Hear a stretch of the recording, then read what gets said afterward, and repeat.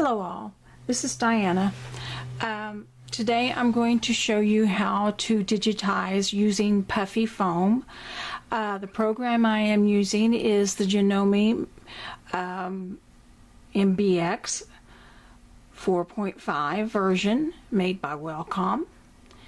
And this is the way I digitize for puffy foam. I know there's a lot of people out there that do digitize for puffy foam also, and they may do it a little bit different, but this at least will give you some idea on how to use your puffy foam.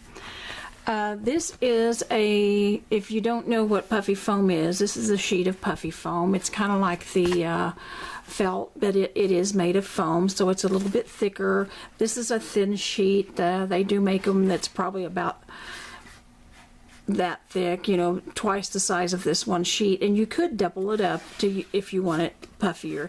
You just have to make sure you change your stretchiness or your pull compensation a little bit in order to go over the larger foam. This is a design that I have digitized using the puffy foam. As you can tell that it is a little bit raised off the fabric, a little bit more than what regular embroidery is. This one, you can tell this is just regular without the puffy foam, and that's with it, so you can tell that there is a big difference. This is used on like sports hats and stuff for the logos, numbers and lettering and stuff like that. So let's get started. First of all, we need to bring up a letter, and I'm using the block 1, and I'm just going to type in the letter A.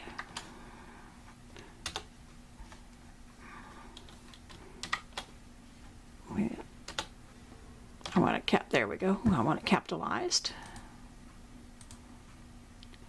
And I'm going to make it about 1.5 inches wide. Now on my letter, I want to have a different color satin border around it.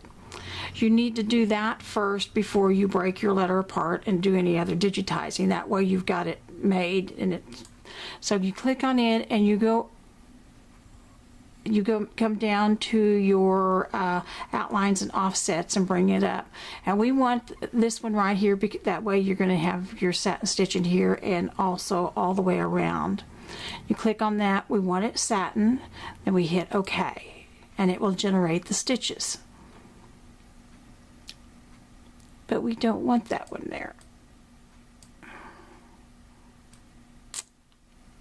Okay, in this program, let's try.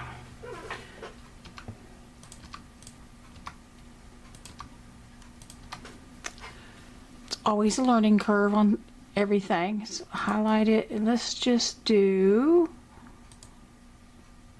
this one and see what kind of effect we're going to get. There we go. It just outlines it that way. Now we're going to need this a little bit wider, and then we would normally do an outline stitch. With puffy foam, we sew this first. I'm going to change the color of the lettering to, let's make it a different color, make it green. This is going to sew first, and I'm going to make this a little bit wider. So I'm going to bring up my object properties and change this to millimeter up here instead of inches. And I want to make it 3 millimeters wide. And I do want an underlay under this one, so I want to do a zigzag stitch and hit OK. Need to do the same thing with this one. Change it to 3. Underlay to zigzag.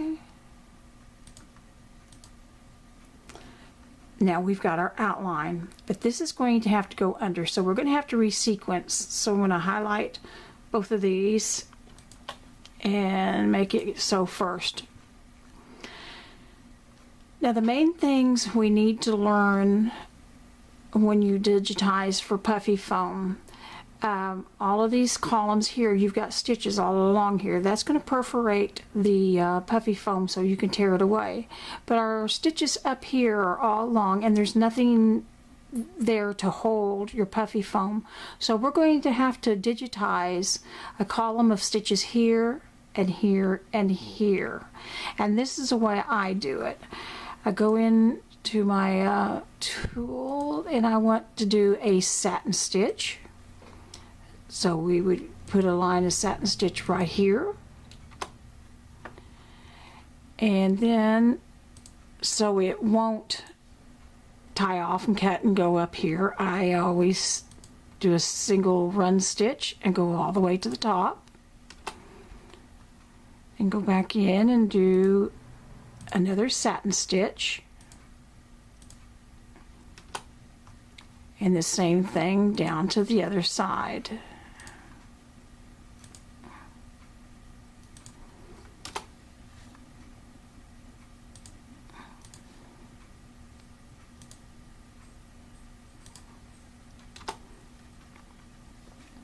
So it's going to sew up, over and down.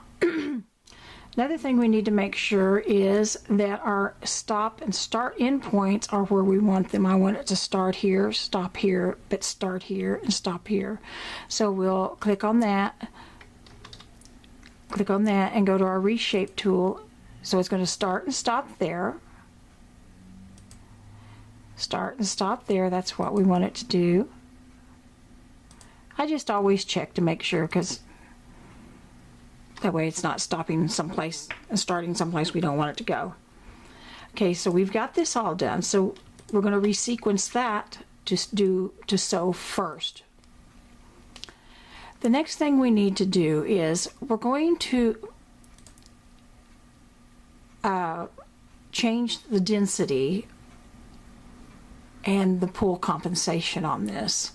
So we'll click on our letter and go into Object Details and make sure you don't have your auto split on, because if you have your auto split on and your zigzag is wider than, I think a lot of them are manually set at 7 inches, it's going to put extra stitches in there. We don't want that.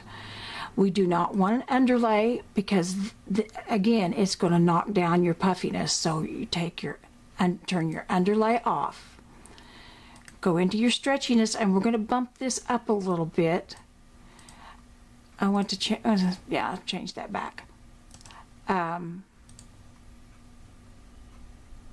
We're going to add more stitches, and I'm going to bump it up to like 150 and hit OK. And you can see it's added a lot more stitches in there. That's going to cover up your puffy foam. Now we need to change the compensation, which is the stretchiness. It's set at 51. I mean at 50. I'm going to bump this up to like about 60.